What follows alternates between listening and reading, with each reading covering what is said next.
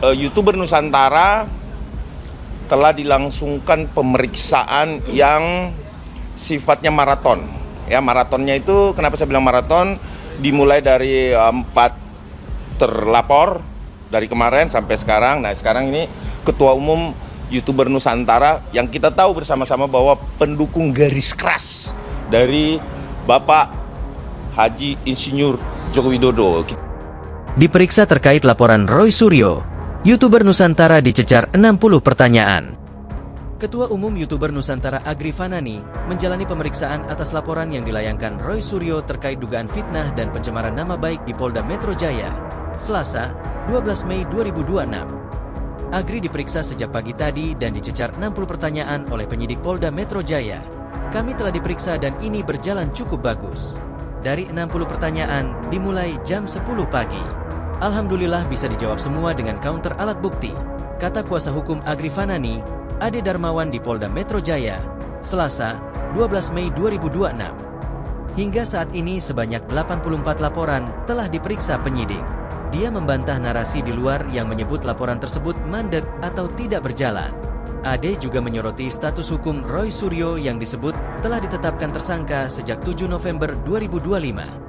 Pihaknya mempertanyakan langkah Roy Suryo yang kemudian melaporkan kliennya pada Januari 2026. Dia membuat laporan saat statusnya sudah sebagai tersangka, jadi ini menjadi perhatian kami, ucapnya. Terlebih status hukum pelapor yakni tersangka dalam kasus tudingan ijazah palsu Presiden ke-7 RI Joko Widodo, Jokowi. Karena itu, dia meminta penyidik bersikap netral dalam menangani laporan Roy Suryo tersebut. Ketua Umum YouTuber Nusantara Agri Fanani memastikan akan mengikuti proses hukum yang berjalan di Polda Metro Jaya. Proses hukum ini kami jalani sifatnya hanya defense. Artinya menjelaskan apa yang dituduhkan Roy Suryo dalam laporannya. Kalau ada kata-kata spontan yang dipertimbangkan sebagai pencemaran nama baik tentu nanti diproses peradilan, ujarnya. Sebelumnya, pakar IT Roy Suryo melaporkan 7 orang pendukung Jokowi ke Polda Metro Jaya, Kamis, 8 Januari 2026. Ada 2 klaster yang dilaporkan Roy Suryo atas dugaan fitnah dan atau pencemaran nama baik. Mas Roy melaporkan 7 terlapor. Mereka tentu adalah pendukung Pak Joko Widodo, kata pengacara Roy Suryo, Abdul Ghafur Sangaji di Polda Metro Jaya, Kamis, 8 Januari 2026. Kliennya melaporkan 7 pendukung Jokowi dalam kapasitasnya sebagai WNI bukan sebagai tersangka kasus dugaan ijazah Jokowi. Pasalnya, Roy Suryo dituduh dan difitnah secara luar biasa oleh 7 orang pendukung Jokowi tersebut. Abdul Ghafur menerangkan ada 2 klaster terlapor. Pertama, 5 terlapor diduga kuat melakukan pencemaran nama baik terkait tuduhan dan fitnah ijazah Mas Roy adalah ijazah palsu. Menurut dia, ada penyerangan harkat dan martabat kliennya sebagai seorang pribadi yang dilindungi konstitusi dan UU. Klaster kedua, ada 2 terlapor terkait dengan tuduhan Mas Roy terlibat dalam proyek korupsi Hambalang. Saat itu Mas Roy sebagai bagian dari kader Partai Demokrat, katanya. Analisis mendalam polemik ijazah dan manuver politik di balik kasus Roy Suryo. Ketegangan politik kembali mencuat setelah pengacara mantan Presiden Joko Widodo, Yakob, menyampaikan pernyataan mengejutkan bahwa kliennya bersedia menunjukkan ijazahnya di persidangan. Syarat yang diajukan adalah Roy Suryo harus berstatus sebagai terdakwa dalam kasus yang saat ini tengah bergulir di ranah hukum. Jejak rekam janji yang belum terpenuhi.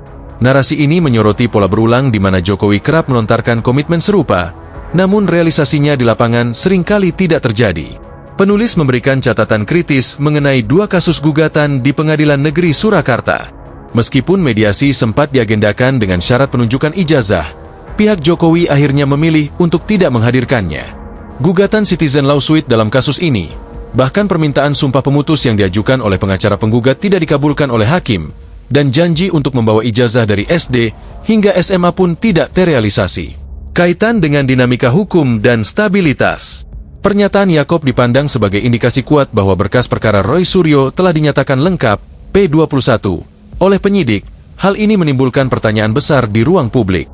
Apakah langkah ini merupakan upaya pihak Solo untuk memberikan tekanan pada pemerintahan Prabowo agar segera menuntaskan kasus hukum para kritikus Jokowi? Analisis menunjukkan bahwa isu ini kemungkinan dimunculkan sebagai pengalihan perhatian, diversi, atas polemik kasus Yusuf Kala. Kasus Yusuf Kala sebelumnya memicu kemarahan publik yang luas karena adanya narasi fitnah dan adu domba antar umat beragama yang diduga melibatkan pihak pendukung Jokowi.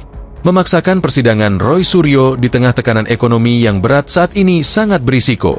Mobilisasi massa pendukung yang pro dan kontra berpotensi memicu ketegangan baru, mengganggu stabilitas Kamtipmas, keamanan dan ketertiban masyarakat, dan mengganggu konsentrasi pemerintah dalam menangani agenda ekonomi nasional.